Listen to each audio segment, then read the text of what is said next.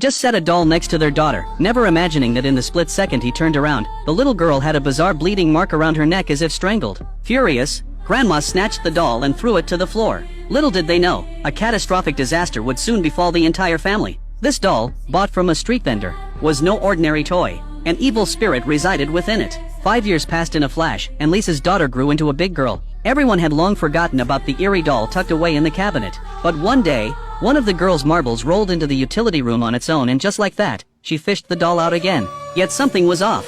5 years ago, the doll had short hair, but now it sported long, flowing locks. Even more terrifying, its nails had grown significantly longer. Seeing how happily her daughter played with it, Lisa didn't think much of the oddities. But after that day, her daughter acted as if she was under a spell, refusing to go anywhere without the doll. Lisa was at a loss for what to do. That night, as Lisa slept, a figure slowly entered her room. Without a word, it slipped under her covers, jolting her wide awake with fright. From that moment on, she couldn't shake the feeling that the doll was cursed. To avoid further scares, Lisa stuffed the doll into a garbage bag while her daughter was at school and tossed it downstairs without hesitation. She thought that would put an end to the horrors, but no sooner had she gotten home than there was a knock at the door. Puzzled, Lisa went to check and found the doll sitting on her doorstep. Enraged, she grabbed it and beat it relentlessly until she was exhausted. But when she finally caught her breath, she saw the doll sitting on her daughter's bed.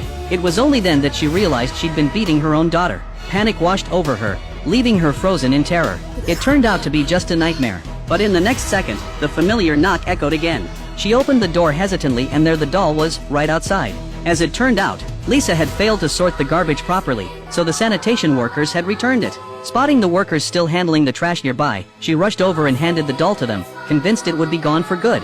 But less than 10 minutes later, a shrill siren blared from downstairs. Lisa's heart sank. She knew something terrible had happened. Rushing to the street, she saw a sanitation truck had broken down, pinning one worker's leg underneath. Too terrified to look, she suddenly spotted her daughter walking out from behind a curtain, the doll clutched in her arms. It seemed she could never escape the evil toy. The next day, her daughter begged her to play hide and seek. Annoyed but helpless, Lisa went inside to look for her, only to be scared out of her wits.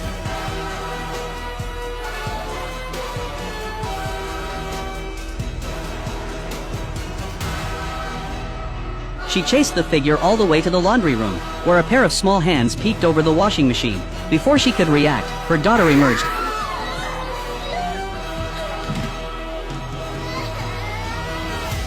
Unharmed except for a few scratches. Her husband urged her to get checked out, and the diagnosis shocked them both. Lisa was suffering from severe depression, which had caused recent hallucinations and her accidental harm to their child. Her husband suggested hospitalization, but Lisa had one request: get rid of the doll immediately, as she believed it was the root of all the strange occurrences. Reluctantly, he called a nearby temple, planning to have the doll burned. The temple initially refused, saying their monthly worship quotas were full and they'd have to wait until the next month. But when he sent a photo of the doll, the temple called back instantly, ordering him to bring it over right away. Suspicious, he searched for the name printed on the doll's packaging. To his horror, he discovered it belonged to the most renowned doll maker of the Showa era, who had crafted the doll in memory of his deceased daughter. Meanwhile, Grandma was putting her granddaughter to bed. Once the little girl fell asleep, she went to the living room for a drink. But the water tasted foul, and she spat it out immediately. As she poured the water down the drain, her granddaughter appeared in the living room out of nowhere. Grandma tried to pour her a glass of milk, but the girl climbed onto her back unexpectedly. Carrying her, Grandma headed back to the bedroom, only to find her granddaughter still fast asleep in bed. Terrified, she used a mop to push the creepy doll into the utility room and called her son to tell him what had happened. He rushed home at once, but just then, strange noises echoed from inside the house. The utility room door seemed to be opening on its own. Grandma mustered up her courage and pushed it open, only to find the robot vacuum cleaner malfunctioning and running on its own. But as she turned to leave, she noticed the doll was gone. Realizing the danger, she raced to her granddaughter's room, only to find the bed empty. She fled outside, frantic with fear. A designated driver approached, saying he'd seen two small figures running toward the bridge. Grandma's blood ran cold as she sprinted toward the bridge.